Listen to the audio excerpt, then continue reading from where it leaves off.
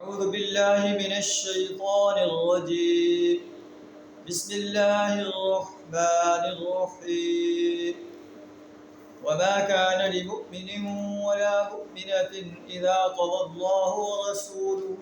أمرا أن يكون لهم الخيرة من أمرهم ومن يعص الله ورسوله فقد ضل ضلالا مبينا صدق اللہ العظیم۔ سورہ احزاب آیت نمبر 36 آپ کے سامنے تلاوت کی ہے۔ اس آیت کے اندر اللہ تبارک و تعالیٰ ارشاد فرما رہا ہے وما كان لمؤمن ولا مؤمنة، کسی مومن مرد اور کسی مومن عورت کو یہ لائق نہیں ہے، یہ حق نہیں ہے، اذا قضى اللہ ورسولہ امرا، کہ جب اللہ اور اس کا رسول کسی معاملے میں فیصلہ کر دے، ان یکون لهم الخیرۃ من امرہم، پھر اسے اپنے اس معاملے میں اسے خود فیصلہ کرنے کا اختیار حاصل نہیں ہے۔ جب اللہ اور اس کے رسول صلی اللہ علیہ وسلم کا فیصلہ آ گیا تو مومن مرد اور مومن عورت کو اللہ اور اس کے رسول صلی اللہ علیہ وسلم کے فیصلے کے سامنے سر تسلیم خم کر دینا چاہیے، اسے اپنی رائے کا اظہار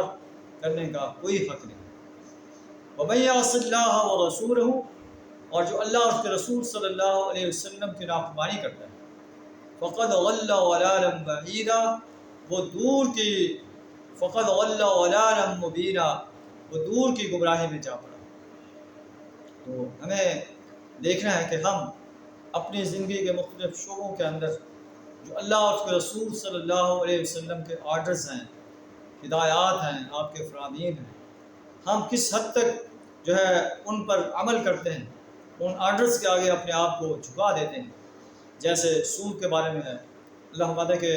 سود کو اللہ نے حرام قرار دیا ہے، یمحق اللہ الربا ویربی الصدقات، احل اللہ البیع وحرم الربا، تو اللہ نے سود کو حرام قرار دیا ہے۔ ہمارا پورا ملک سودی معیشت میں غرق ہے، اور اربوں روپے جو ہم سود کے مد میں جو ہے قرض دینے والوں کو ادا کرتے ہیں۔ ایسے سمجھیں کہ ہم جو ہے ملکی لحاظ سے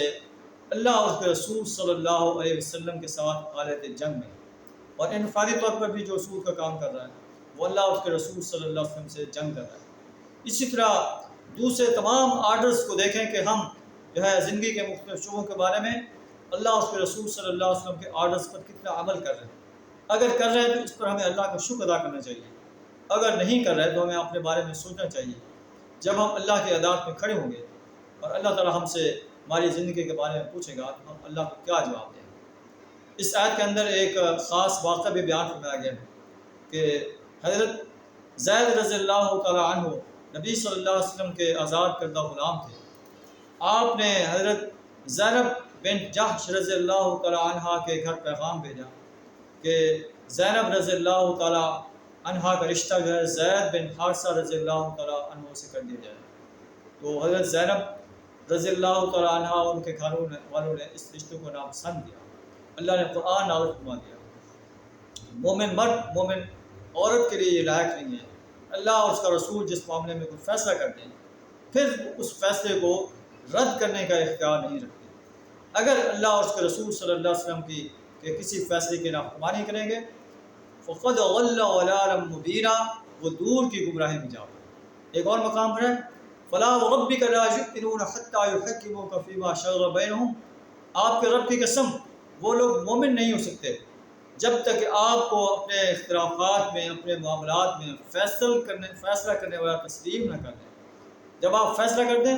ثم لا یجدوا فی انفسہم حرجا مما قضیت، جو آپ نے فیصلہ کیا ہے اس پر اپنے دلوں کے اندر تنگی محسوس نہ کریں، وَيُسَلِّمُوا تَسْلِيمًا، اور اس کے آگے اپنے آپ کو جو ہے خم کر دیں۔ اللہ سے دعا ہمیں بھی اپنے اور اپنے رسول صلی اللہ علیہ وسلم کے ہر فیصلے کو سر تسلیم خم کرنے کے آگے سر تسلیم خم کرنے کی توفیق عطا فرمائے۔ وآخر دعوانا الحمد للہ رب العالمین۔